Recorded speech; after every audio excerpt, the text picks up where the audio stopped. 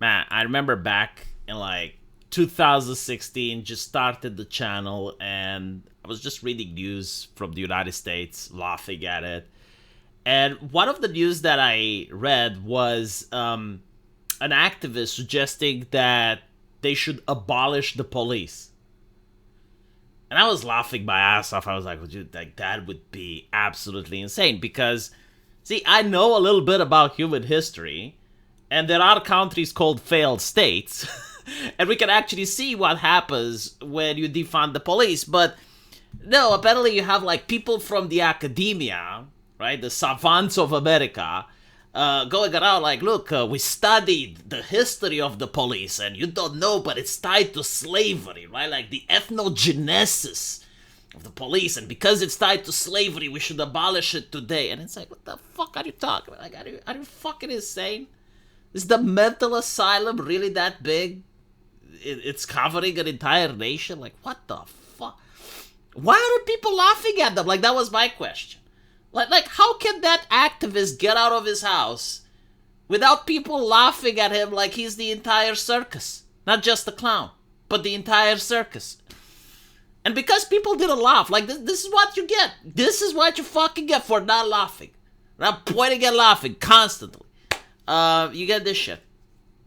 The police wasn't really defunded, but it was heavily demoralized. And, now in 2024, it all makes sense because you had like actual Marxist activists that despised the United States of America and they wanted to destroy the nation.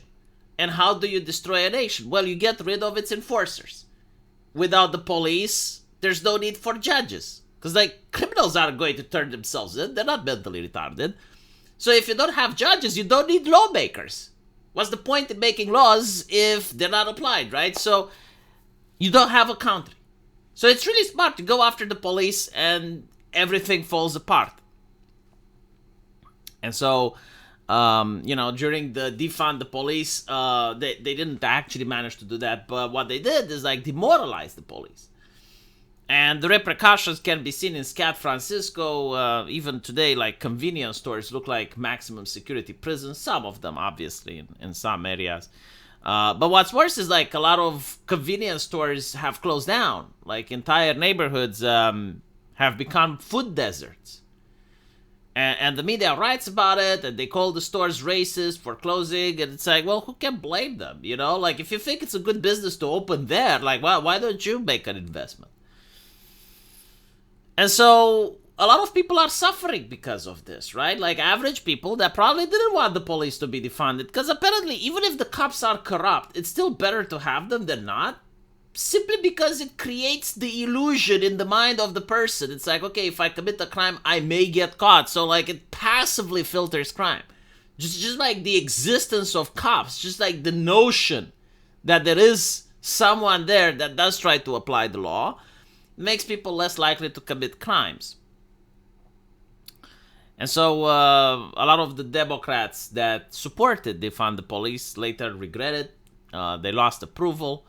But more interestingly is to see what happened with activists, right? And this used to be going viral back then, like every now and then before Twitter suppressed it because you didn't have like the same free social media that you do now. Like back then, Twitter was heavily suppressing almost anything that was against the narrative. But you had like videos of Black Lives Matter protesters blocking a road or some shit like that. And, a car would come in and it would like break the people that were in the road. And immediately it's like, someone call the police.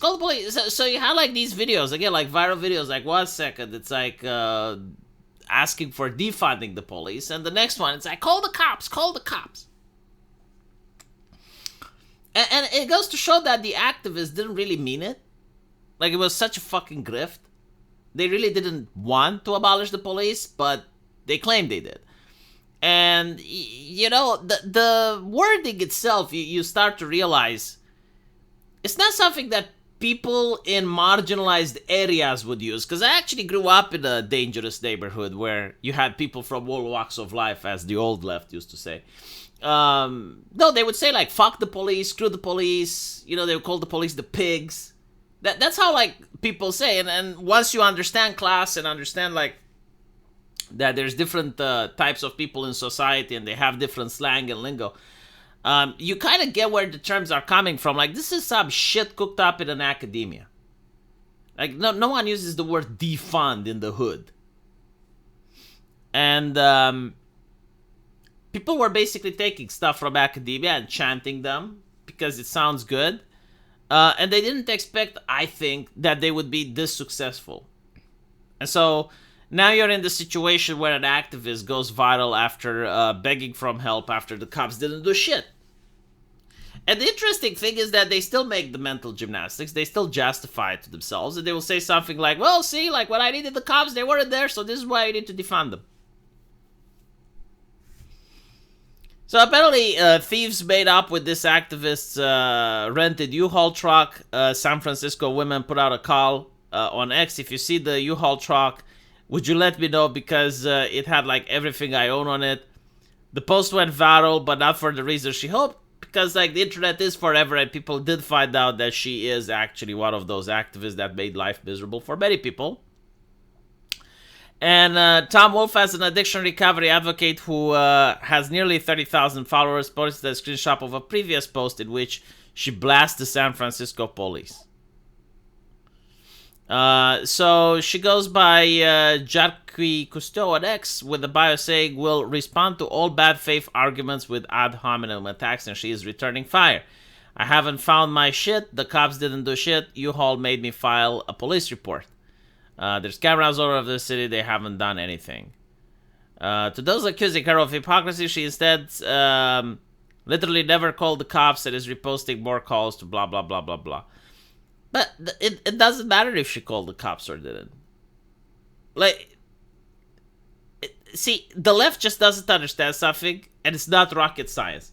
If you're tough on crime, you get less crime. If you're soft on crime, you get more crime. San Francisco treats its crime with velvet gloves, so you get more crime. It's not even about rehabilitation. It's not about... No. Listen, there are law-abiding citizens and there are criminals. The law-abiding citizens and the criminals should be separate.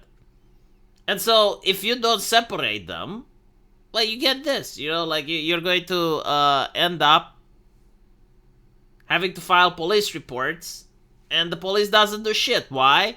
Well, it turns out that the police don't have infinite resources. There's only so much they can do. Like, and by the way, like, the worst thing about it is that crime is usually easy to fix until it gets to a certain point.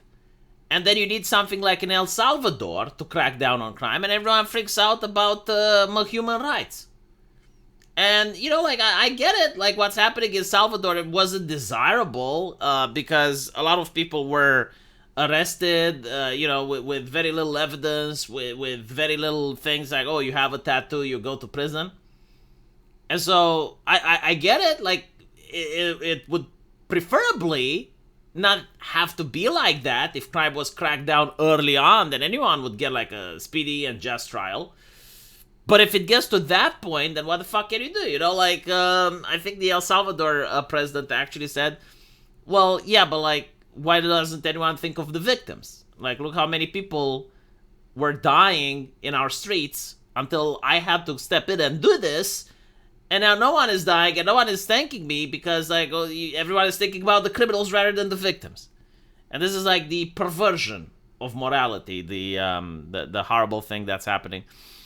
But anyway, right, I found it interesting because this is like a blast from the past. You know, I just reminded myself the first time I heard the concept of defunding the police, and I was like, well, that's absolute mental retardation. Like, surely no one will take this seriously, but, well, they did. To a certain degree, of course. There was also a book that was a bestseller at the time. It was In Defense of Looting. Let me know what you guys think. And as usual, I will see you in the comment section. Take care.